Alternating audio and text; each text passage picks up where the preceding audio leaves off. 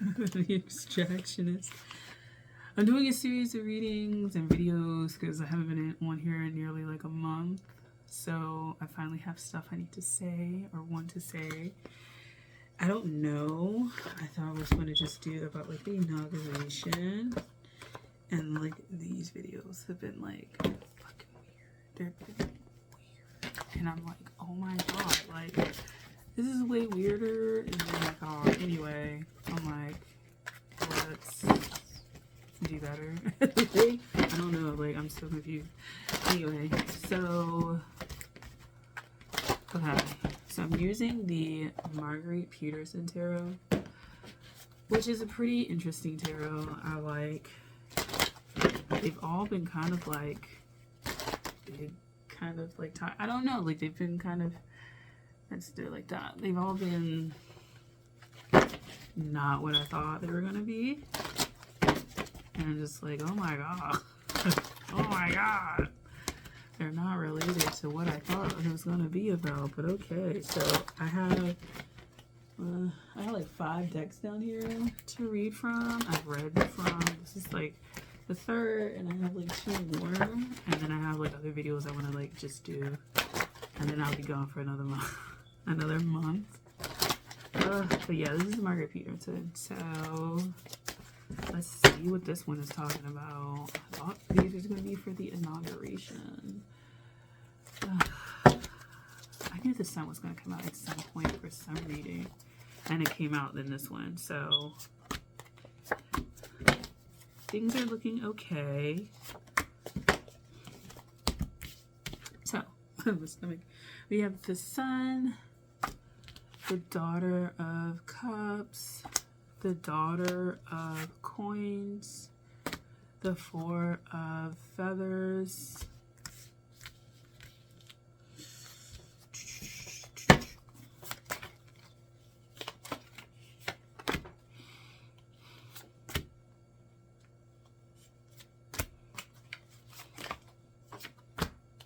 oh, this one is kind of related to what I want to talk about. Yeah, like, and we have the Emperor, the 5 of Coins, the 8 of Coins, and the Hierophant. So, for some reason, so, you know, globally, people are like, we need to have kids. And people are like, yeah, we're not having kids, because, like, no.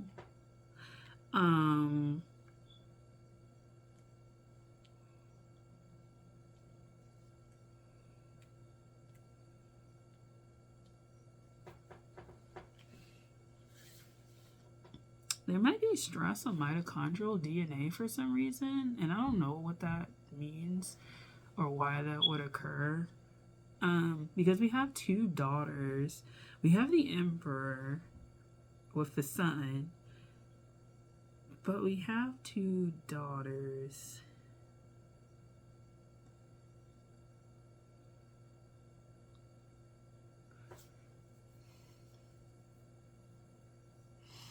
And we have 4 feathers, and we have the Hierophant. Some of the 2 daughters isn't. It feels, I'm like,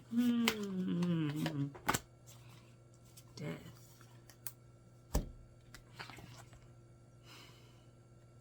I don't know if we're undergoing a major gene shift within certain populations. I would be very curious to see that, particularly within the mitochondrial DNA, but like within the daughters. Like, this just reads like epigenetic. Like, my Facebook is over here, so I'm like, epigenetic, like, shifting. And I don't know what that shift is meaning, but within the mitochondrial like DNA, it feels like certain things are being turned on or off based on that. I will say also within, it's almost like within getting into a relationship where children are going to be born, that DNA is also shifting itself. And I don't know if it's shifting itself to produce more daughters for this peak, If it's, I don't know why it would be shifting itself like that, but it's shifting itself. But there seems like there's something within more like female lines that's having a cataclysmic like shift in them. And this could be like dudes as well. So I don't know if there's like going to be more understanding towards that side or what, with this emperor and the sun. The sun and the emperor being kind of seen as more masculine type energies, and then having like two daughters on the like field here. What that means, because I've been like watching things with regards to like violence and gender and stuff like that, so I like thinking about these things, but for some reason there's something turning off. And I always said when Uranus entered Taurus, it was going to be the period of the man or whatever, the year of the man, and then like all these like manosphere things blew up.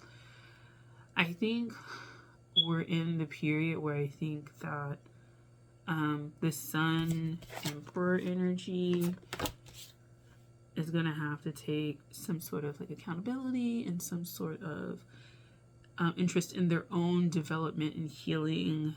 And yeah, this could also pertain to people who crossed over. So like for me personally, I know my grandmother crossed over, right? Because she died earlier last year, almost a year ago. A lot of people, when they die, it feels like based on this, particularly if they were girls, but it doesn't necessarily have to be, right? Like a lot of them went back, it feels like, to that like childlike space. Like it seems like a certain level of like childlike healing that needs to take place, and I don't understand why mitochondrial DNA. What does that have to do with it? But a lot of like healing within that.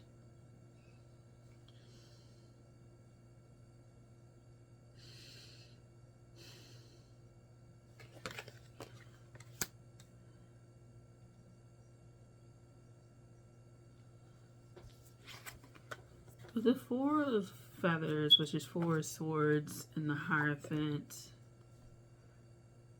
I don't know if we as a society have to answer for this shift, or like it'll become apparent in society what this shift is, because it goes beyond just not with the 5 and the 8 points here, not wanting children. I think there's just like a restructuring of DNA in general, like almost like when people choose to have kids, it seems like, okay,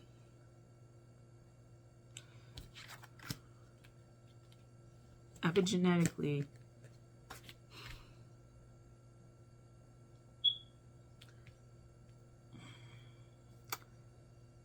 there's a difference, it seems like, in the DNA and how it turns out with those who don't choose to have kids and they have them, don't choose to have kids at all, and choose to have kids. It seems like whatever choice you make, it's almost like your DNA is in alignment with, or starts to align itself to the best genetic code that will help you thrive and survive, even into death, so that you can transition over and go where you need to go, even in death. It's like it shifts its energy for you. So if you don't want to have kids at all, it's like it's almost like it wipes out feelings of like regret, or feelings of like it shifts your DNA and your chemistry and all of that kind of stuff to help you best acclimate to what that life is on a very like cellular level, versus if you decide to have kids, it changes your stuff in that direction. And then if you don't choose to have kids but you end up having kids, it's like your life shifts in a certain way there. And it's like it's doing that. It's almost like, to be honest, the DNA as its own being really really wants the most responsible beingness in death, which is like very weird because it's like, well, damn, I'm alive, like, wow. But it's like, for some reason, it feels like the spirit world is tired of taking people who, it's almost like the spirit world wants to elevate itself beyond whatever dimension. Because I can tell you, as somebody, like, Capricorn season is very like heavy. We're in Aquarius season, kind of, like, thank God. But like Capricorn season, death energy in general, because I know like people associated with Scorpio, but I associate with Capricorn because like ancestors and stuff like that. That energy is very heavy, like very heavy.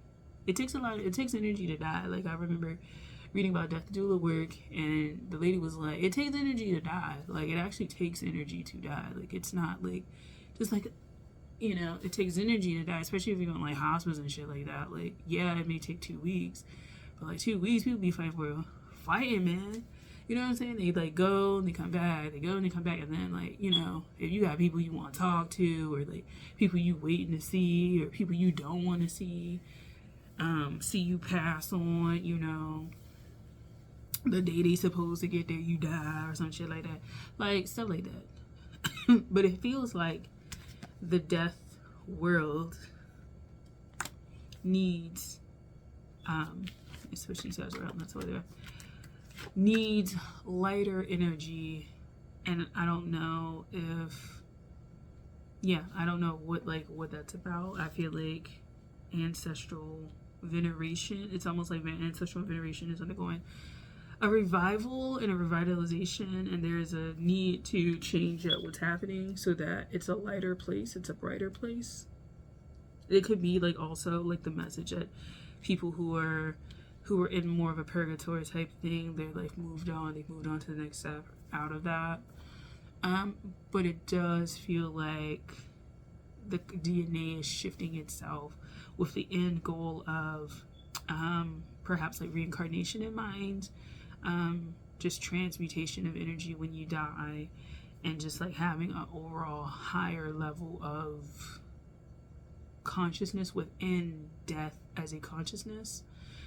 It feels like death as a consciousness, it's kind of weird, wants a more elevated experience for the people that come through, like everybody, right? And will work with the DNA, the mitochondrial DNA, it seems like, to deal with it's like a consciousness of being is talking to another consciousness of being and working with it to have the best elevation and the best experience. So when it transmutates into that consciousness of being which is death, it can seamlessly transport or transmutate or transfigure or reincarnate or whatever. That's what it's feeling like. So a lot of people may start detoxing a lot of things in their life, people, places, things, foods, or you just may find that certain genes are getting edited. And you may, like, this may be happening in your sleep, it may be happening in your dream state, it may be happening somewhere. It could be like unhitching of experiences and healing those experiences. It could be recognition of those experiences. It could be transmutation of those experiences. It's also putting back the DNA encoding where it belongs. So if it's something that is your mom's, it's encoding it back to them, whether or not they are alive or not. It could be going back to your dad. It could be going back to even like people who aren't related to you, but like those encodings, those experiences that have encoded themselves or placed themselves on your DNA that have shifted it, particularly in a negative way, or particularly in a way that may have contributed to a heaviness in your consciousness. They're putting those pieces back with those people where they belong, and not as a karma, but as a, it also helps them because it's a piece of them that they're not missing anymore.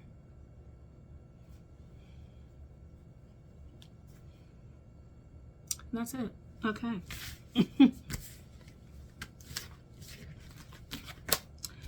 That's all I got to say. Alright, thanks for watching. I'll talk to you guys later. This is like fucking weird. These readings are so goddamn weird. It's like a mess. They're weird and they're getting longer and longer. And I'm like, oh my god. Okay, so. Yeah. Haven't used a marker computer in a long time. Won't use it again for a long time after this. I'm like, oh my god. Like, what the fuck? Like, yeah. Okay. I really did have something to say because I thought, like I said, I thought we were going in another direction, and none of these videos have been the same. I thought this was going to be a whole different kind of like reading.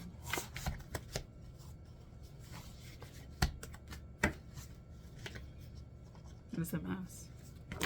It's a terrible mess. But yeah, that's what I'm getting. I don't know what that means, but yeah. Also, before I close out, one of the presidents of Planned Parenthood, however you feel about that is how you feel about that, but they have recently died, I think today, on the day of the inauguration. And I was like, energetically, that has to stand for something. And looking into their life, they were associated with quite a few things that were very monumental. And so perhaps that is feeding into the energy of this reading. Or not, but we're in strange kind of times. So, yeah. Anyway, thanks for watching. I'll talk to you guys later. Bye.